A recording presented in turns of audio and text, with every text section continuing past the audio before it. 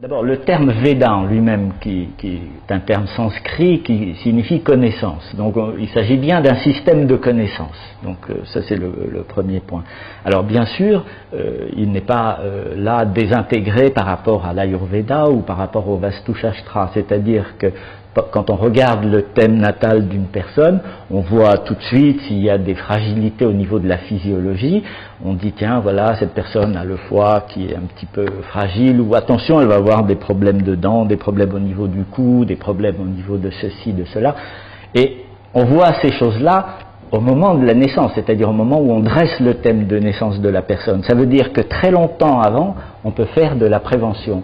C'est ça le système clé dans toutes les connaissances qu'apporte le Veda, et qui sont d'ailleurs voisines de ce qu'on trouve aussi bien dans la médecine tibétaine, l'astrologie tibétaine et des choses assez voisines, c'est que c'est orienté vers la prévention.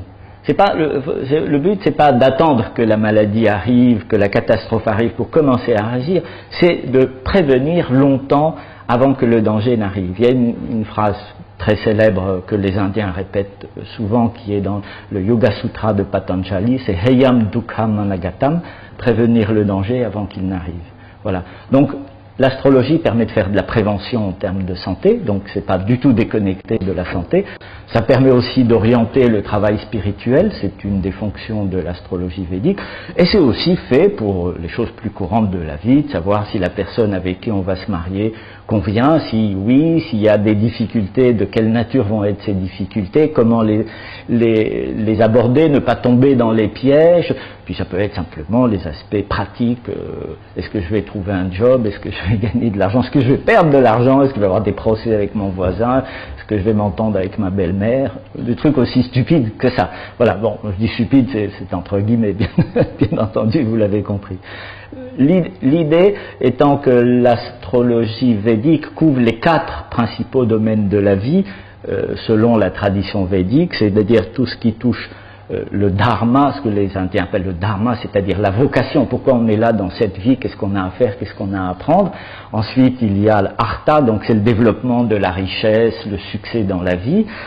Kama, c'est tout ce qui touche au désir, la vie affective, les enfants et tout ça.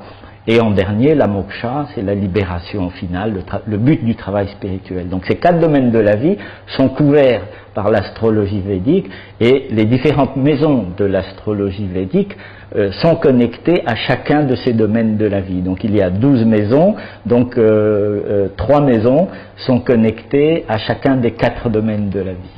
Voilà, donc ça vous donne une petite idée de comment fonctionne un petit peu ce système. Alors bien sûr, en Inde, il y a une certaine dérive comme partout, et ça c'est inéluctable avec l'explosion des médias. On a tendance à mettre l'accent sur le côté spectaculaire. Donc il y a eu une époque, c'était quel était l'astrologue qui avait le premier prédit que le fils Gandhi allait mourir dans un accident d'avion.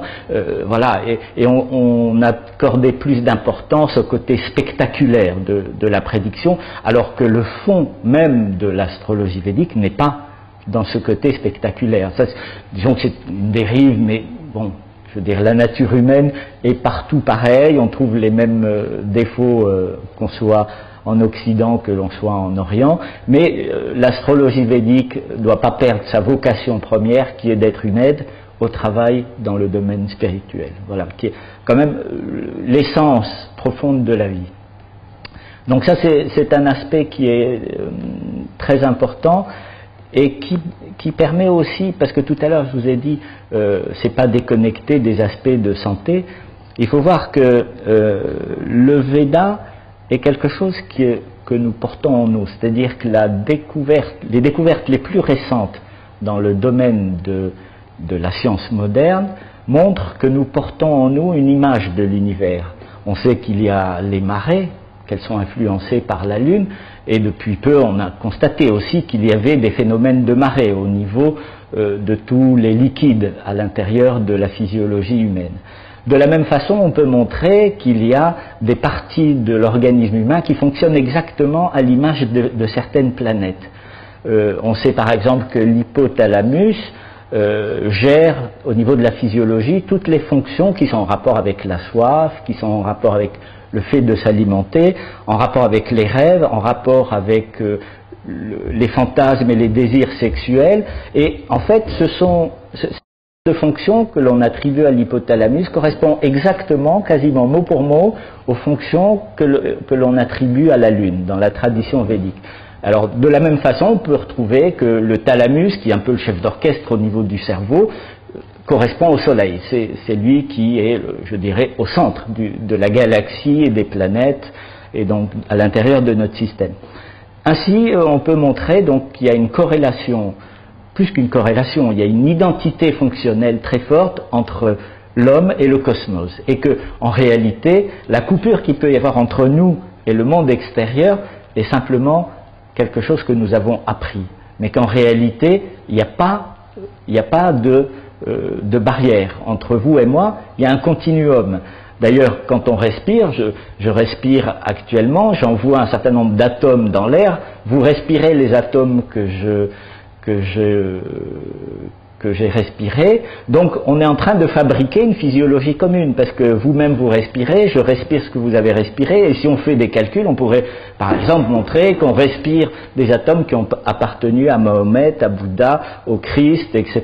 Alors ça casse beaucoup de barrières et de limites qu'on a l'habitude de se mettre dans la vie quotidienne, mais qui n'ont plus de raison d'être quand on est dans une vision cosmique. C'est-à-dire que l'astrologie védique est une manière aussi de rétablir le rapport et le lien entre l'homme et sa dimension cosmique. Voilà. Mais c'est vrai aussi de l'Ayurveda, et c'est vrai aussi dans la tradition du Bouddha, que quand on lit les textes de Nagarjuna, c'est pas très loin de ce qu'on peut lire dans le Yoga Sutra de Patanjali. C'est écrit en des termes un petit peu différents, mais c'est du sanskrit d'abord, puisque Nagarjuna était un sanskritiste, voilà, et qu'il a été un des premiers disciples du Bouddha. Voilà. Donc on reprend finalement, les expériences restent universelles, quelle que soit la tradition vers laquelle on se tourne, la réalité qui est décrite derrière, elle est au-delà des mots, et on la retrouve aussi bien dans la Kabbale hébraïque, on la retrouve dans toutes sortes de textes, on la retrouve chez les Chinois, bien que je ne sois pas un expert dans ces domaines-là, parce que je trouve que c'est déjà difficile d'être un connaisseur dans une branche donnée. Moi je connais plus, disons, la tradition du sanskrit, mais je n'ai aucun mal à imaginer que cette expérience étant universelle, on puisse la retrouver aussi bien chez des gens qui se réclament du Tao, du confucianisme ou d'autres branches de connaissances. Hein. Voilà.